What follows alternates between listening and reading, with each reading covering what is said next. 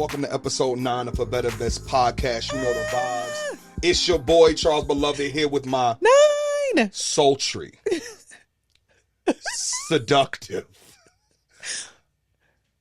You running big out of booty Judy. you running out of adjectives.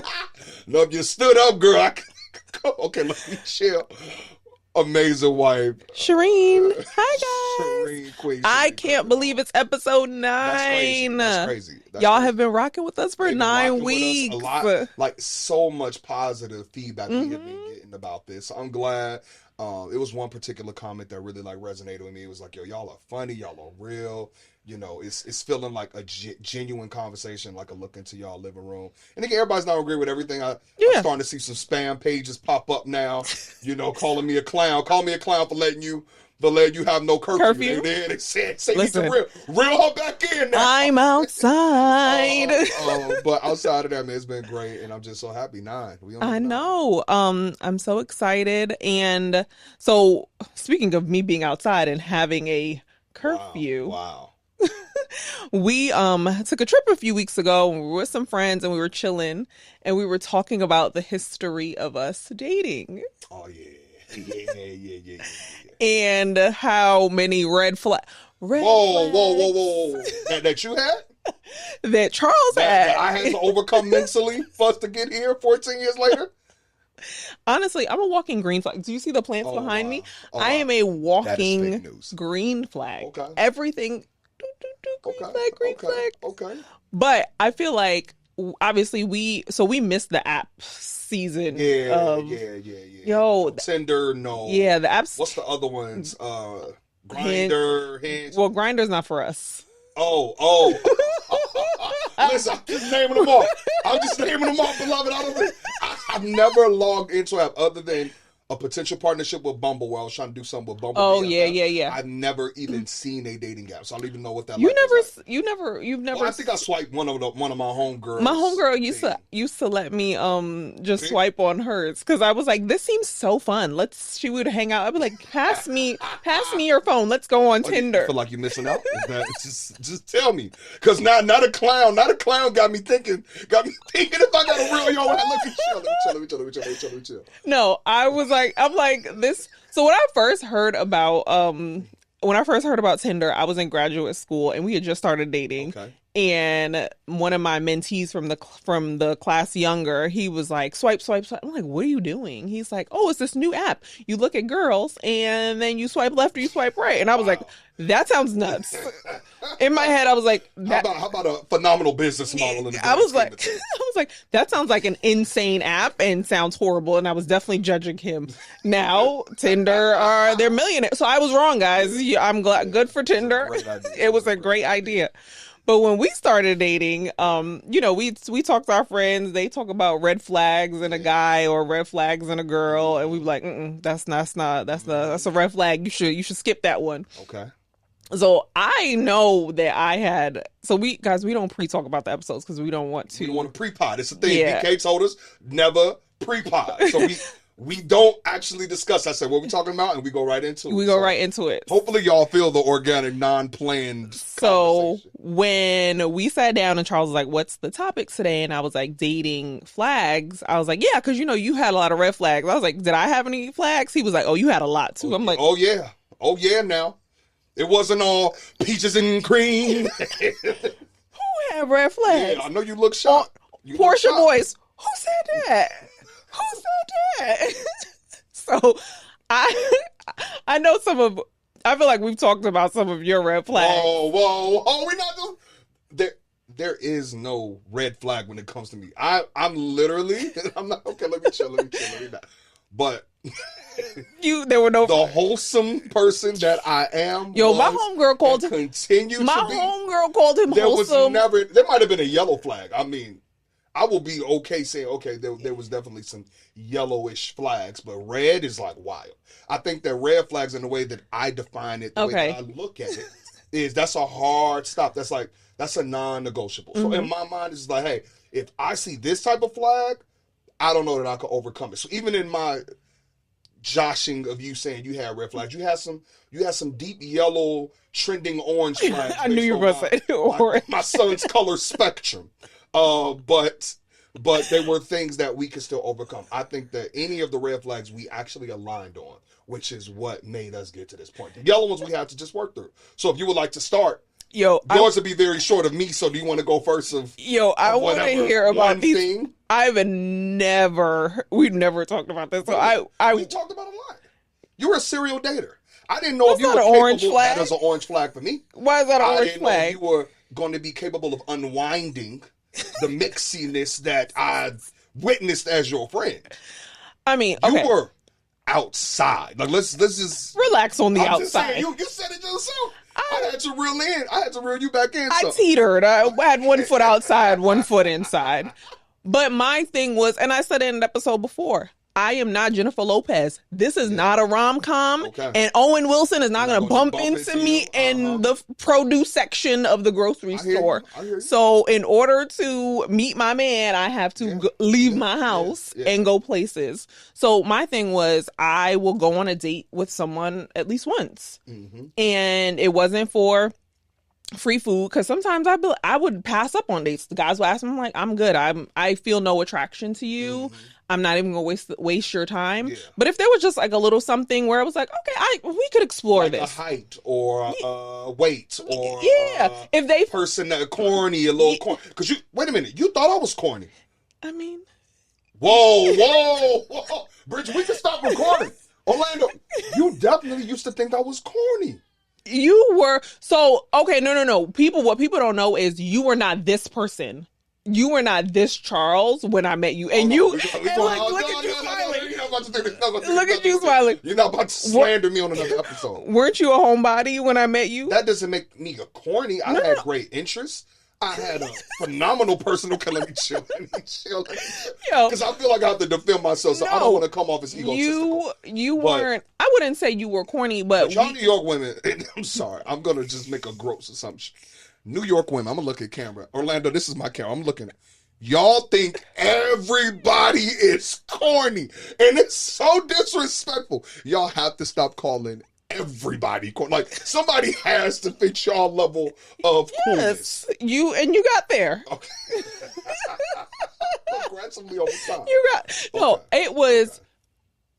from what I knew about you, like I like to go out, I like to hang out with my friends. I also had a whole friend group, and you had your friend group, so I never had to overlap with you and your people. So you would invite me out to stuff, and I'm like, I'd rather hang out with my friends. Absolutely. And I was like, I'm a Delta, so I had sorority stuff. I had my friends from high school. Like I had so many different friend groups in New York. I'm like, I don't really need to hang out with you and your people. And then you were pretty much, you lived in Jersey. You didn't even live in New York. Yeah. You were a homebody. Most weekends, we'd come into work on Monday. I'm like, what'd you do? You're like, I hung out with my girlfriend at home. I miss those days. I miss the simplicity. As I'm about to be on a plane for 13 weeks straight. I miss the simplicity of being a homebody.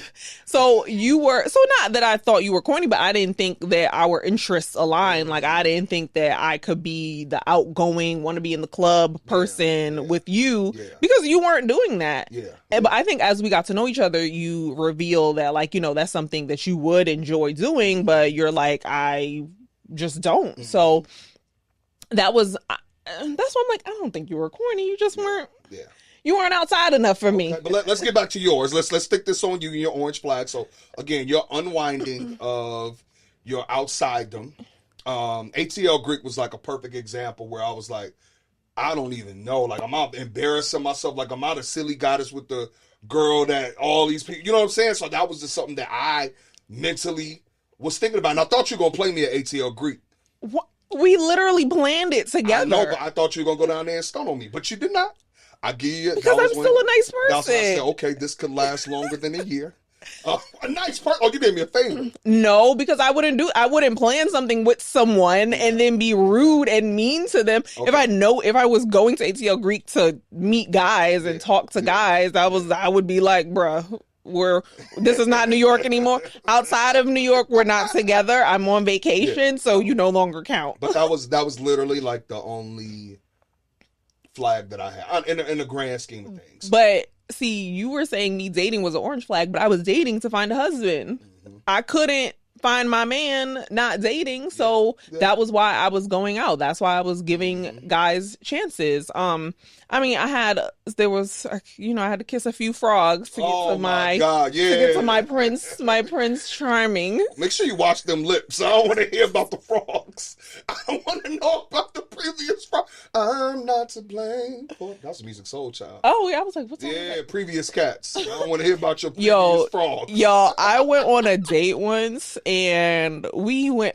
I thought I knew this guy was trying to take me to a free movie. So this was like. Oh my God. In New York, if you had this specific cable company on Tuesdays at the specific movie brand, you could get free tickets. And he kept trying to go out on a Tuesday. And I'm like, sir, that's the worst day of the week to go out on a date. Yeah. I don't want to go out on a Tuesday. I just want to get through the work week. We ended up going out on a Tuesday because he somehow finagled it that way.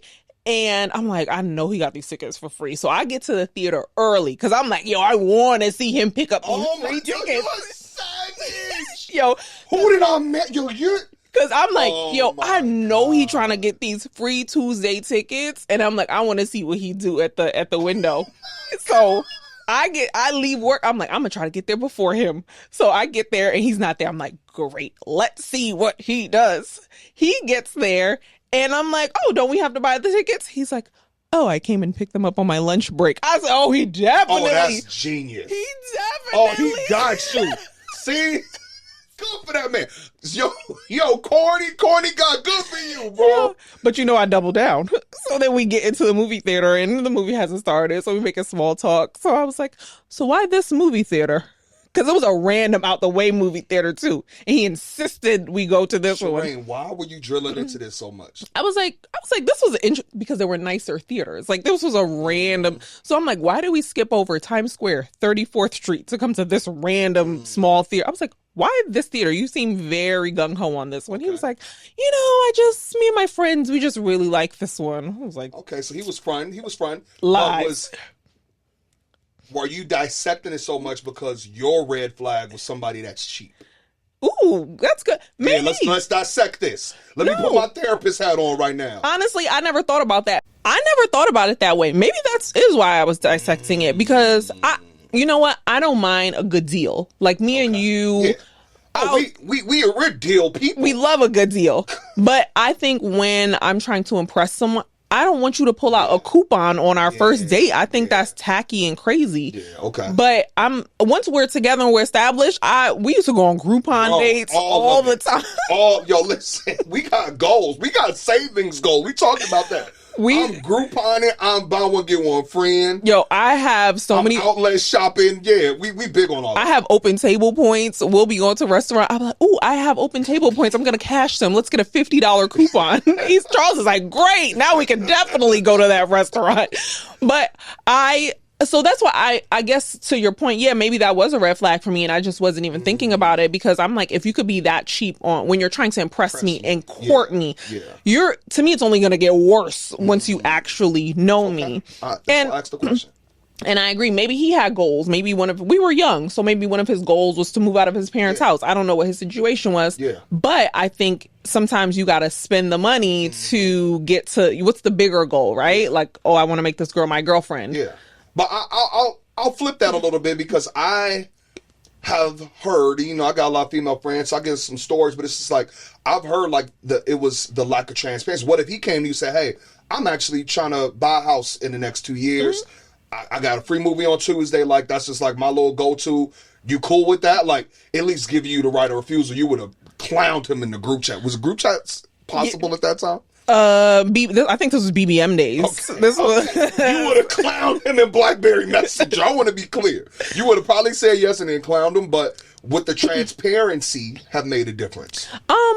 I guess at that point I was living at home and I was saving my own money, so I might have respected it from the I'm saving lens. Like, I mean, we were in our early 20s. So, yeah, maybe if he had approached it like, yo, I'm trying to save for a house. Like, or maybe he just ain't got it. Or maybe it's just like, hey. We both worked. He was. I'm trying to look out. He was working. He had a corporate job.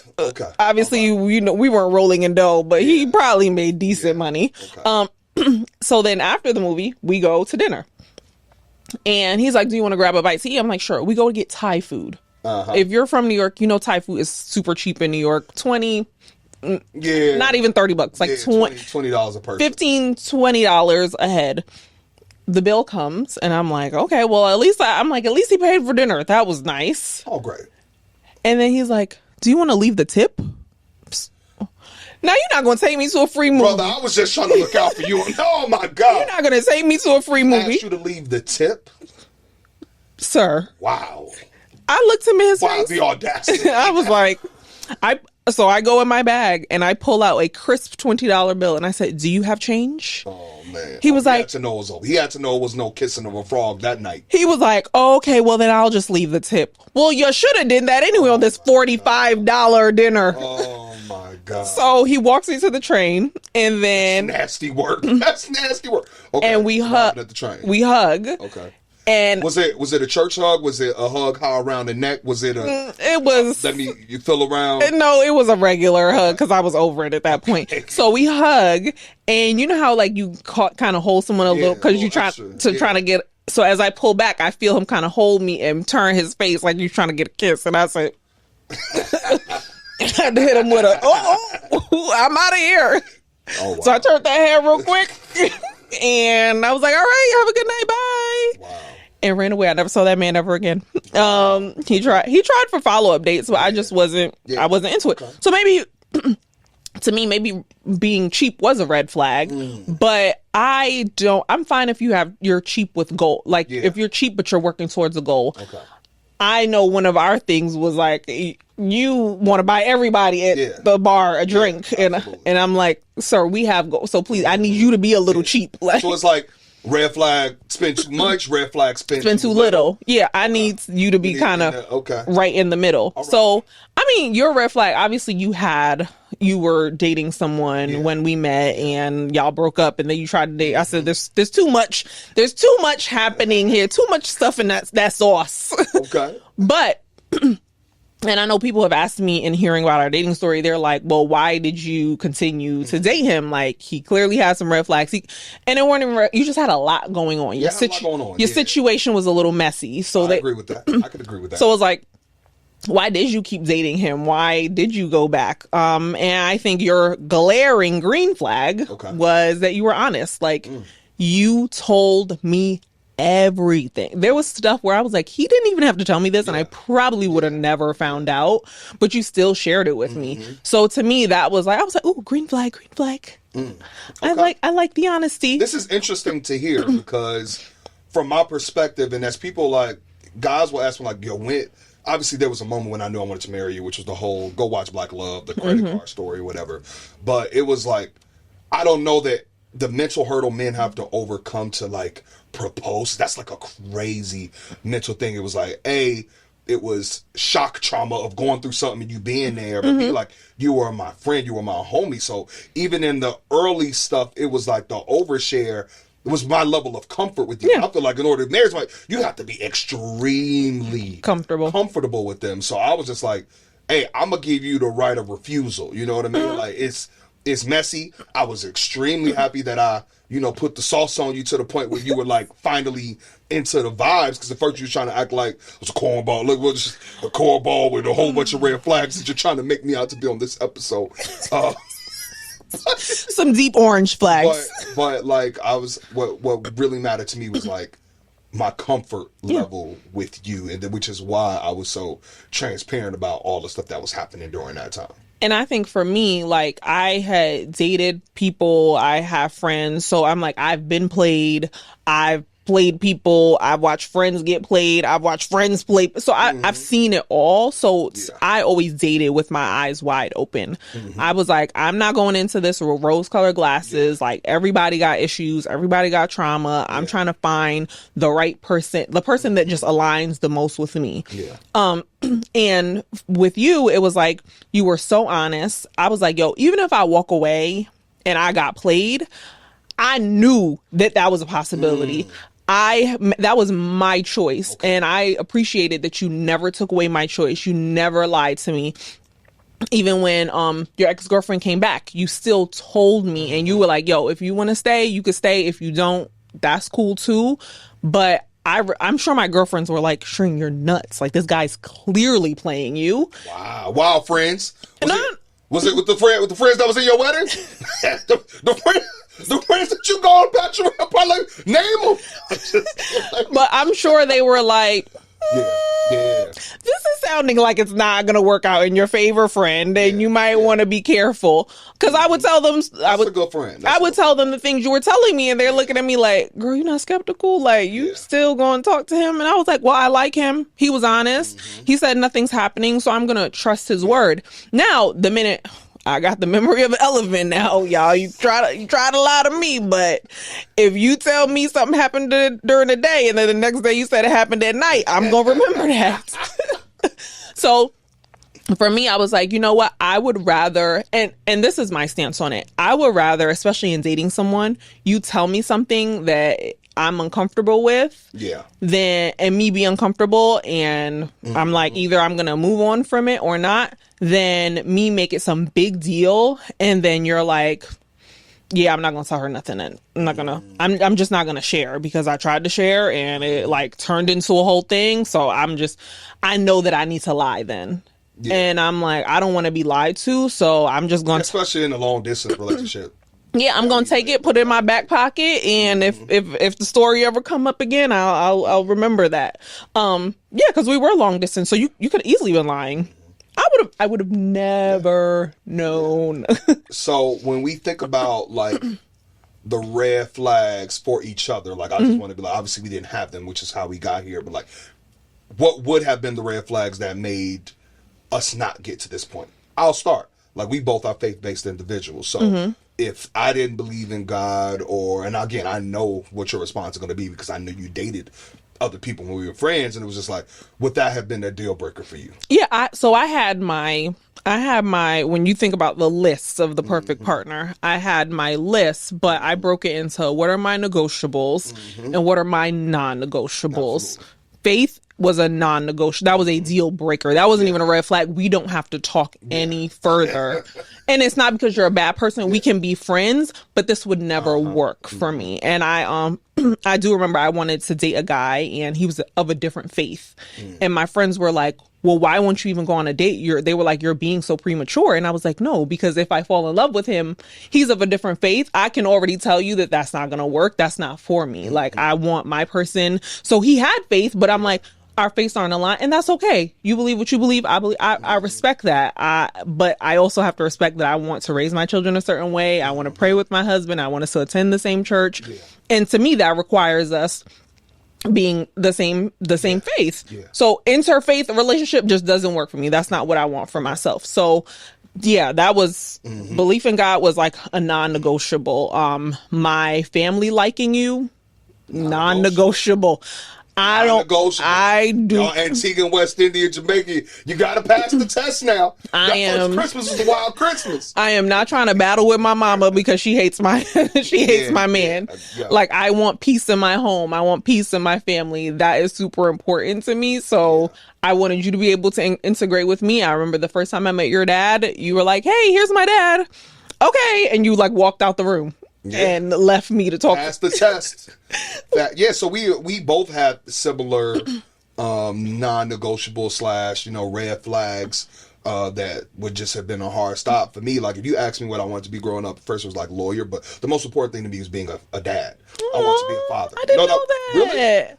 Really? Yeah. Oh, that used to be. That's what I led with. Like, I want to be a dad. Like, that was the most. I have an amazing father. I wanted to be a father. That was like going to be my biggest accomplishment. CJ Daddy prayed for you. It actually is.